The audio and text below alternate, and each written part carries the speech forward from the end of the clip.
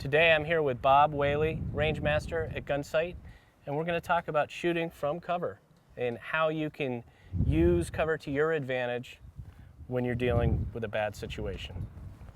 You bet, Dave. You know, there's a joke out there when cooking, you know, everything's better with bacon. Well, every shootout is better with cover. So anytime I have an option to get behind something, I'm going to do it. So to use cover, first thing we need to do is to understand the definition of cover. What constitutes cover? Well, cover very simply is anything that will stop incoming rounds. Stop them dead, soak them up, deflect them, whatever it's going to do. Concealment is just that. It hides my presence. It breaks up my shape. Cover is oftentimes also concealment. It not only protects you, but it'll break you up and hide you. Concealment, by definition, will never be cover. Concealment in and of itself does not stop incoming rounds. But if I'm out in the open somewhere and there's nothing for cover, but I've got a bush or something that I can get behind to hide my presence, shield me, whatever, I'm going for concealment. I'll hide, make him have to look for me and find me and engage from behind that piece of concealment.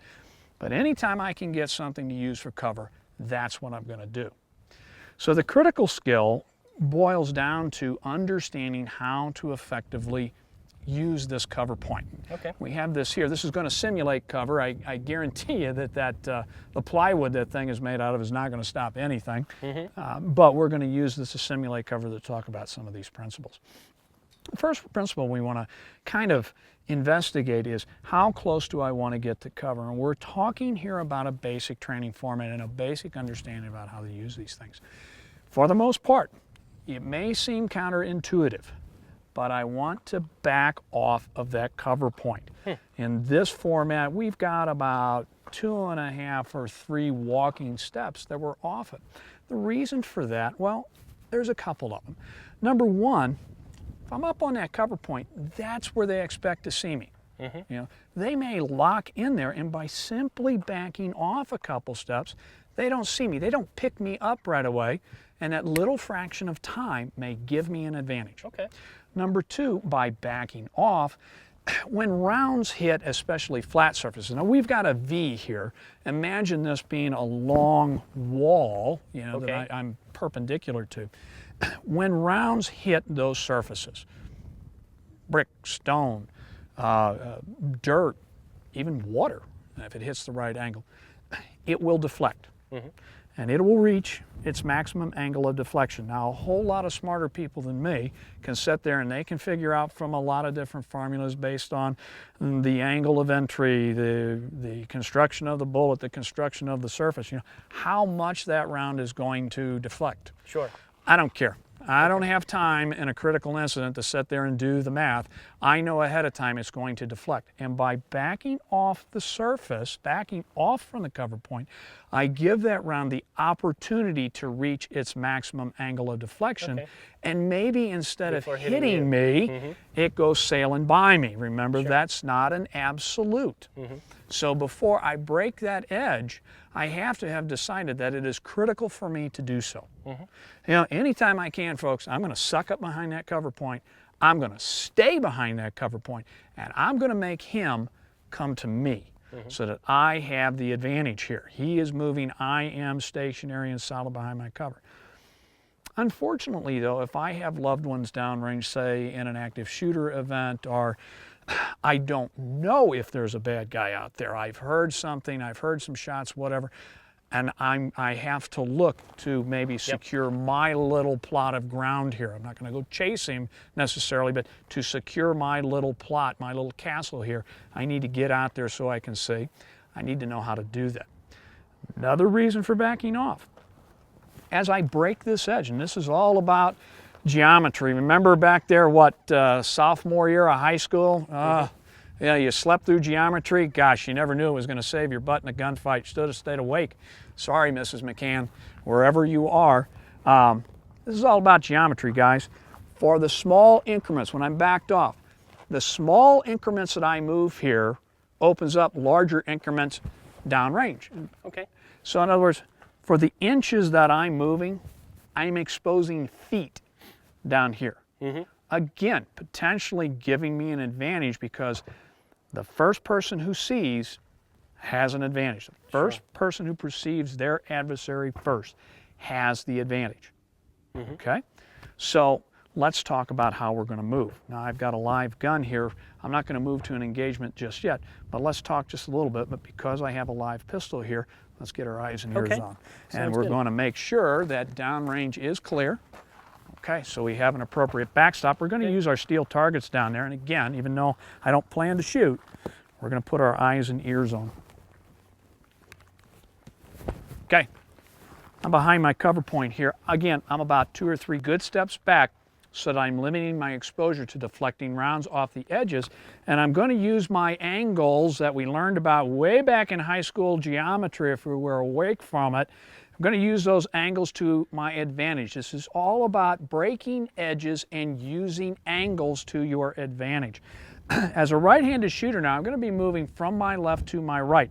If I attempt to move in my conventional fighting position, I'm going to have a little bit of a balance drop here in front of me. So what I'm going to do is I'm going to switch my feet and I'm going to have a reverse stance, as it were. No problem, I can handle my pistol anywhere that my feet are at within reason. So my feet are here. As I present to a low ready. I want to search from here with my safety on and trigger finger straight. I do not have an identified target, so there's no reason to have this gun up in front of my face and in a full firing solution. That will prevent me from shooting an unintended target. It's down in a low ready below my line of sight so I can see details. If it's up here in front of my face, this great big chunk of steel in my hands, I'm going to miss subtleties of that target that may be the indicator to either shoot or not to shoot. So I'm going to take this right edge. I move in small steps, keeping my leg and my shoulder inside my line of sight, so I lean ever so slightly out on that right leg. I don't want to extend my balance point too far so that I'm off balance. I move slowly. I've got a piece of the target. From back here, he'll see very little to nothing of me if I'm maintaining that angle. Still don't have enough to identify, but I've located him. In the real world, I might move out to an engagement if that's proper, or I may give challenges and directions on what I want him to do. Drop the gun, put your hands up, ad nauseum. But I'm moving to an encounter here, so I continue out. At this point, I can see the entire target. From downrange, he sees very little of me, maybe a sliver of my right side. I can come up and I can engage at will and as necessary. Once I've put that target down, I break off target back to my low ready. I look, scan, and assess, and I make a decision on what I need to do. I re-engage my safety. I do not have an identified hostile target. Am I going to continue slicing this edge? Am I going to move back to the left? Am I going to hold in place? Those are just some of the decisions that I need to make at this point. So now we've done this with the cover far away. Sure. Are there any situations where you'd want to be right up and tight to the cover, closer in? You know, in a tactical environment, in a life and death situation, there's 2 words you avoid: always and never. Okay. So to say, I will always be back, I will never get close to the target, you're just setting yourself up for failure. Because there are times where I may indeed need to get in close. What if this is an open area, there's nothing out here to get behind, and he has elevation on you? This is my only cover point. I got to get in tight. Sure. Right? What if I've got 2 bad guys who aren't as dumb as the norm, and I got one putting rounds on me to pin me in place, and the other one is flanking me? Yep. Well, I can't step over here and get shot by this guy. I need to try and maintain some kind of cover until I can gauge this guy. So maybe now I step into it a little closer. But the closer I get, remember, the closer I get, the more of me that's going to be exposed as I move around here to find my adversary. Also, once again, we have a live weapon here. We've maintained all our safety procedures. The downrange is safe.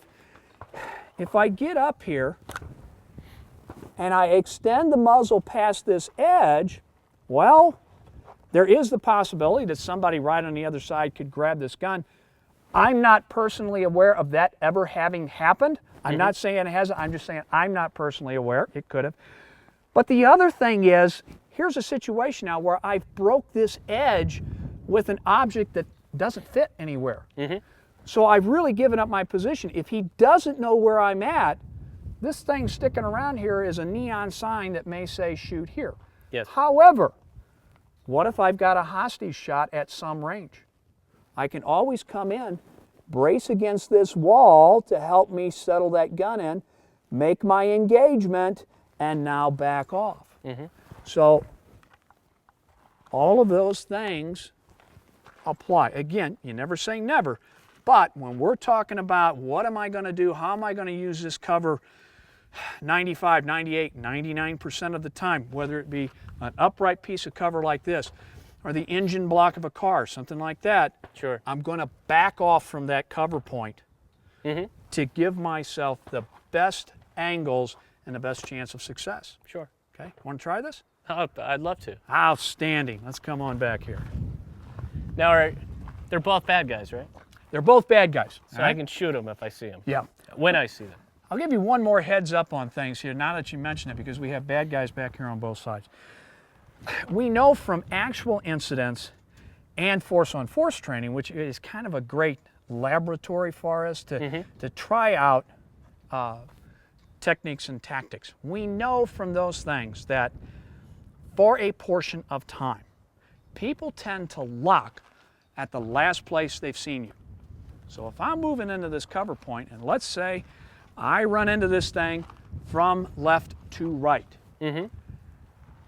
there is a good chance that my bad guys will lock at the last point they saw me. Really? That may take a long time. That may take a short time. They might not do it at all. But if I have my choice, I'll break out from the side opposite from where I entered the cover point. Okay. If it's a long wall, I don't have that choice, say, well, maybe if I go in running, maybe I'll drop low. Maybe I'll go to double kneeling to break out, or pick some alternate prone position to roll out of there, just so that I'm not coming around that edge at the same exact spot that they saw me enter it. Does that make sense? It does. Good deal. All right, All right. Here we go now. All right, Dave, go ahead, face down range, plant your feet, make ready. Eyes, ears, and load. Good deal. Chamber check, mag check, make sure that gun is ready to go. After you have made ready, just remain at the low ready position. Your job is here to move slowly, deliberately, and giving up as little of your body as you can from left to right and engage the blue target with at least 2 good hits. Ah, jerk. There you go. Stay in the fight. Safety on to move. Yep. Why not go into the next phase of the battle with a full gun? Good deal. Safety on the move, trigger finger straight. Now remember, you want to put a little weight over that left leg. Not too much. Balance is a key component of fighting. There you go. Good deal. Look, scan, and assess. Make sure you have accomplished what you need to accomplish. Tack load if you have another full magazine. Look, scan, and assess. Slowly and deliberately with your trigger finger straight, work your way into the holster. Good deal. All right, well done, All right. bud. I jerked the trigger a little bit on that first shot. I pulled wasn't it going to down, say but anything, but yeah, you did. That can happen. Yeah, you did. And that's why you need to practice at the range so that you don't jerk your trigger. Now, if you're looking for a range that you can shoot at, you can visit our website. It's called wheretoshoot.org. And when you're on the range, remember, firearm safety depends on you.